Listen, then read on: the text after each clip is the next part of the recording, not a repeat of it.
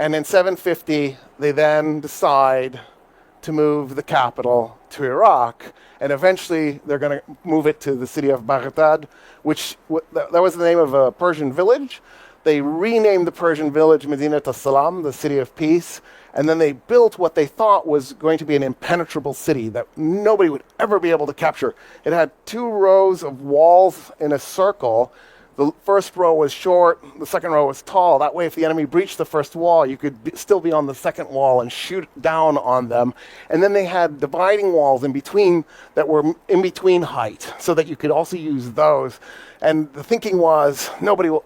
By the way, have you noticed the Titanic design was shockingly similar? It had these compartments inside so that if the side was breached, it would fill that compartment, but then it wouldn't continue.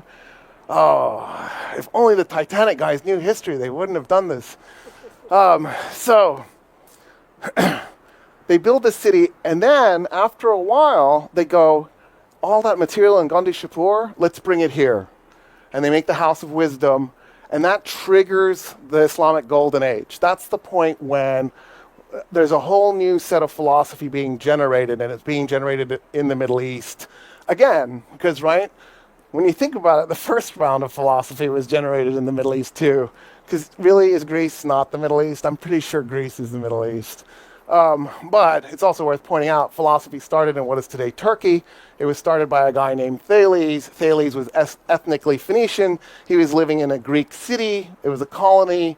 So he wrote in Greek and he spoke Greek, but it's blurry, which is how everything is. Isn't that cool? Isn't it cool you can't really categorize it at that moment? And by the way, wasn't his student, but she was like a couple of generations later.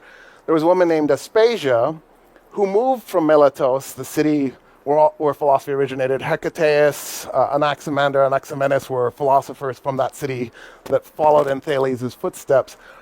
Aspasia got on a ship because her sister married an Athenian. She moved to Athens and started a school and taught Socrates. And Socrates credits her as his teacher.